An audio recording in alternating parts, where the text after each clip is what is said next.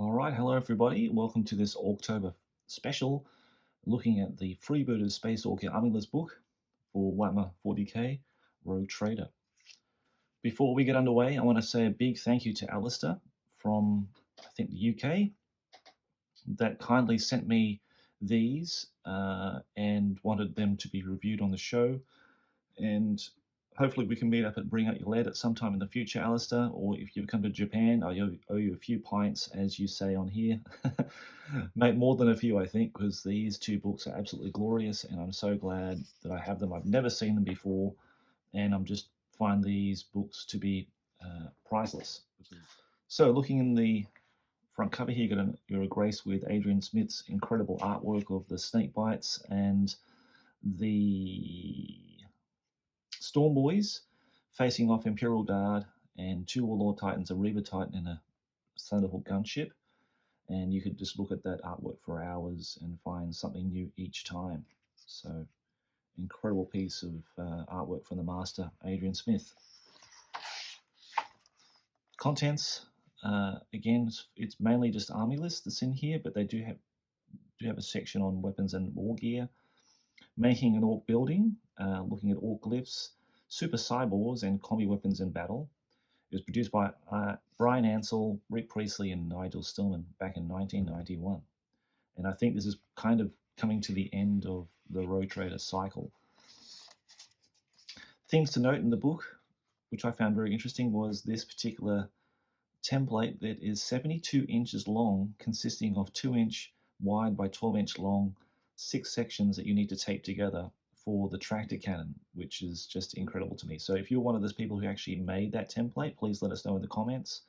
If I have to make this thing, I really want to paint it and make it something pretty cool looking to give my interpretation of what that would look like when you're in the tractor cannon's tractor beam. It looks like the Litter Dropper, the Hand of Gork, which I think is a really nice title, and I think I might use that in future games of 2nd edition or Rogue Trader, and the Pulsar Rocket. And then it comes to looking at the Bubble Chucker, which I don't think ever got released in Rogue Trader. Quote me if I'm wrong, but I don't think I've ever seen that model. Only in Epic Space Marine they had Bubble Chuckers for some of the Mech Boy vehicles. Then you come to the Freebooters table. Now the Freebooters for hire represents these freebooters, these retinues that hear about your renown, hear about your warlords' feats and that kind of thing in combat and in battle, and they present themselves to you to say that they're available for hire. And would you like to take them on you got to pay for the squads and that kind of thing. They have their own particular rules as to how they're governed and how you incorporate those into your orc lists, but it's a really cool idea, and of course it has a D100 table on here. We'll come back to this in the end because I just want to go through the lists and that kind of thing. Okay, as we get past all the freebooter lists, we get to the main lists for the specific clans. The one in particular that I'm going to look at today is the Bad Moon Army list, and it gives you min and maxes for each of the specific either odd boys, the mobs that you can take, and anything else related to the clan. It gives you like a minimum or maximum on each of those. And as you turn over, you've got each one in detail. So the war boss, for example, you can take a war boss or a warlord at a specific point cost. It gives you war gear. It gives you some options to take certain things, but very limited. And then the rest is all done on these random roll charts. So, for example, if my warlord wanted to take a ranged weapon, he could not only just take one, but he could take 3 or 4 of those. I pay the points, so 20 points, for example, for 4. I roll for those, and then I take the one I want, and the rest, the other 3, will then get siphoned off into the retinue, and then my knobs here could pick up the loot that's left over. The way that works is that each faction will have an equipment chart. A bit of a typo, it's got D10, but it's actually D100. And then, for example, ranged weapons, you roll a D100 and see what you get. Same for the assault weapons, heavy weapons, stick bombs, which are the orc grenades, force fields, bionic bits, custom weapons, combi weapons, and they have a specific table to roll on, and the custom specials and standard weapons. Okay, so and heavy weapons are here. The odd bits covers what your Runt Herd, Pain Boy, and Mech Boys can take, depending what clan you choose. And each specific clan will have their own odd bits, their own war gear, and charts and tables. So they are a little bit different depending on the roll that you make. And then the charts. So, for example, if I took a Runt Herd, then I can have access to some of the support weapons. If I take a Pain Boy, I have access to Dreadnoughts. If I have a Mech Boy, I can take certain vehicles and tin bots and that kind of thing. So you get the idea, you get the flavor, and it just means that every time you create a list, it's going to be different every time. Mix that in with the the Orcs with a name generator, and you can create specific names and special names and unique names for all of your characters. Just to save an awful lot of time, I've actually gone ahead and created my own list. This is a Bad Moon list that I hope to actually play with Rob at Digital Vastral, who's also here in Tokyo, in Japan, and I hope we can actually meet up sometime next year to play out our Rogue Trader armies. He's got an Orc army too. He's making I believe it's a Freebooter army, and we rolled up his clan, and I'll leave a link as to the video where you can go see that.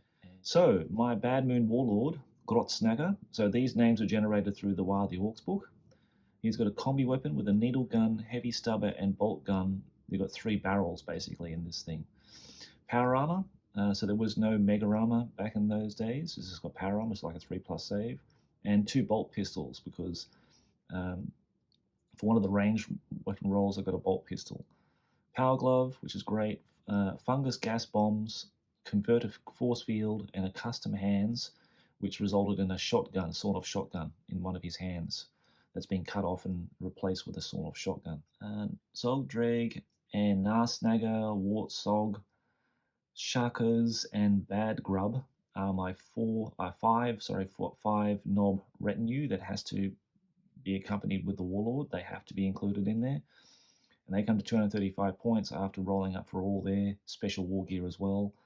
So once I've worked out the models and which one will match each profile, I'll put them all together and that kind of thing. Some items maybe don't fit the models, in which case I'll just leave them, which is optional as well. You don't have to take ones that you roll up for. If you can't use them for a reason, or if you just don't want them, you can just leave them at home. Leave them back in your fortress back home and use it later. It seems like Rogue Trader is one of these role-playing type games where you can continually play with the same list and you can carry over things as well, as we'll get to later. The Bad Moon Boys is a big mob. It contains a heavy plasma, heavy stubber, and frag stick bombs for all the boys in the mob, which 10 of those. Bertie Wart, Pain Boy. He's got a rebuilt cranium, which gives him a stainless mandible and teeth, which is a particular model that actually has that particular attribute. So I want to get that model and use him for my Bad Moons. Uzmek, the Runt Herd. He's got 10 Gretchen. He's got a Squid Catapult and a Runt Bot. And he himself has 2 bolt pistols. We've got Gob Grim, the Weirdboy. He's got a refractive force field with him. And Knob Snacker, the Mechaniac. He's got a melter gun, melter bombs, and a converter field. So I was quite happy with that combination there when I rolled it up. And I've got a free battle wagon. When you take Bad Moons, they get a free battle wagon as one of their options. I think most of the clans do have that in their lists. So that basically that gives me 812 points in this initial list. I might need to change this as I go because I don't know how many points Rob will has rolled up yet. Points. We'll go back now to the Freebooters for hire. In this section here, it says that you can include a freebooter mob in the warband and you roll a D100 to determine what kind of freebooters offer themselves for hire. And if you don't have the appropriate models to represent the mob that you've generated, then the player should roll again and until you obtain a mob that you can field. But it is allowed that you can just take the Freebooter Pirates, which is the very first option, as they're the most common ones around. All the other ones are very quite specialized in certain ways that you will need converting or you need specific models to represent them. But what I'm going to do, as I think it might be a cool idea to roll a d4 to see how many would offer themselves to my clan in service. So I rolled a 3. So I'm going to roll it 3 times to see what 3 freebooters offer themselves for hire. The first one is 5, which is the Freebooter Pirates. The second one, 72, Weirdboy Warheads and Mad Boys. Ooh, that looks good. And the third one, okay, 12.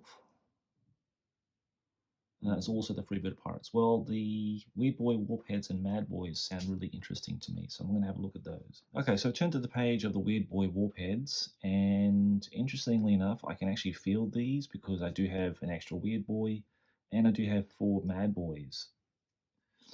And maybe the profile, I think it's exactly the same as a regular Weirdboy. I don't think there's anything different. It's just accompanied by 4 Mad Boys in his squad, in the actual unit kind of thing. Warpheads, accompanied by their Mad Boy retinues, indulge their addiction to the warp of blasting away at anything that takes their fancy, trees, rocks, and animals, purely for the thrill of it. Many warpheads wander from tribe to tribe, earning teeth by putting on shows of pyrotechnic psychic extravaganza for the entertainment of the locals. Not surprisingly, these traveling shows are very popular, and a warphead who puts on a good display might end up being hired by the war boss to do his stuff in the next battle. Warphead showmen dress even more elaborately than other weird boys, and their retainers are also dressed for the carnival roles as clowns, bouncers, buskers, ringmasters, jugglers, puppeteers, and other sideshows.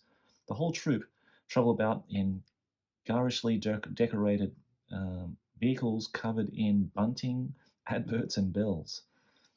Okay, that sounds pretty cool. So it looks like we can just generate equipment as per below here.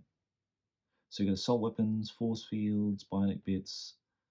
Attendance means that you can just take as many non-combat Gretchen and Snotlings with him as well. There are special rules for warpheads. Here we go. Warpheads are so powerful that they add an extra 2d6 power points to their energy store during each turn of chanting. Fortunately, warpheads can stand a lot of psychic energy before they suffer a head explosion. A warphead's power points is limited. Limit is found by rolling d10 and multiplying the result by 10 as normal, and then adding further d6 multiplied by 10. Freebooter wee boys are even less stable than other orcs of their kind, so roll on the following chart during each turn of chanting to see if an attack is unleashed. D6, the chanting continues. 2 to 3, the chant reaches critical pitch. The weird boy has the option to unleash an attack or await more power to build up. 4 to 6, a psychic surge cannot be held any longer and an attack bursts out of the weird boy. Now, all the rules related to these guys and their powers and everything are found in the Here We Go book. In the Bad Moon army list here, I purchased a weird boy, and one of the really funny things about it, it's quite sad but funny at the same time, were the attendants. So you can have unlimited Gretchen, Snotling servants, musicians, scribes, scroll bearers, and banner bearers at no extra points, blah blah.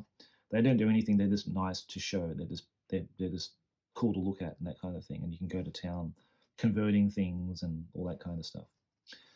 Now, also, if a weird boy has a possessed Snotling, the creature can drain away some of the weird boy's psychic energy, thus possibly saving him from a fatal head explosion. And I don't think the warphead gets this, but the weird boy does.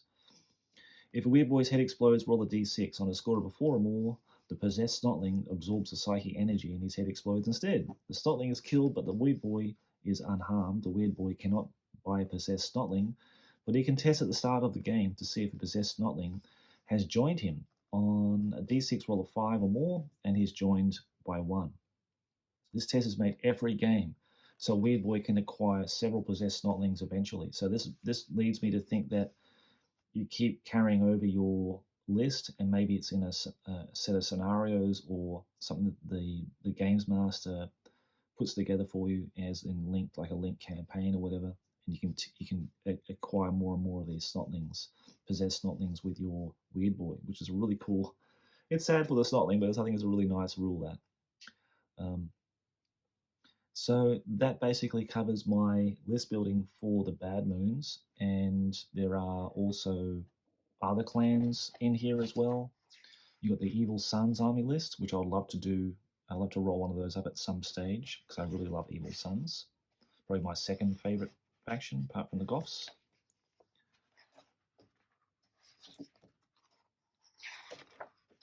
You got the Death Skull army list.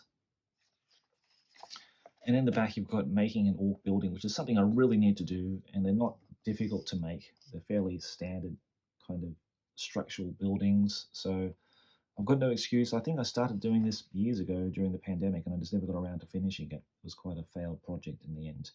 And I've still got bits of one lying around here, so I really need to get back onto that and actually make a proper, looking table with orc buildings. There's like an actual settlement there, and maybe a large fortress for my warlord to proudly look over the battlefield in at the parapets at the top there and oversee his realm that he's conquered. So that might be something to do in the future. So it's got these nice templates, so you can photocopy those, cut them out, and then make your orc building using a bit of balsa wood and that kind of thing, extra bits. It's got orc glyphs in the background here as well, which is quite nice. It's good to adorn your banners and that kind of thing with glyphs. And looks at the Super Cyborg, and I don't actually have that model. It's a classic model, that one. I love that miniature. I do have regular cyborgs, and if I can field them at some point with some snake bites, I will. And the combi weapons, and it's got various different barrels and that kind of thing. Again, the rules for those are in here in the weapons lists, and I think they're also in the Here We Go book as well. And some nice catalogue pages at the back there, containing the Knobs Warbike, the regular Warbike, Runtherd Snots and Squigs, and Gretchen.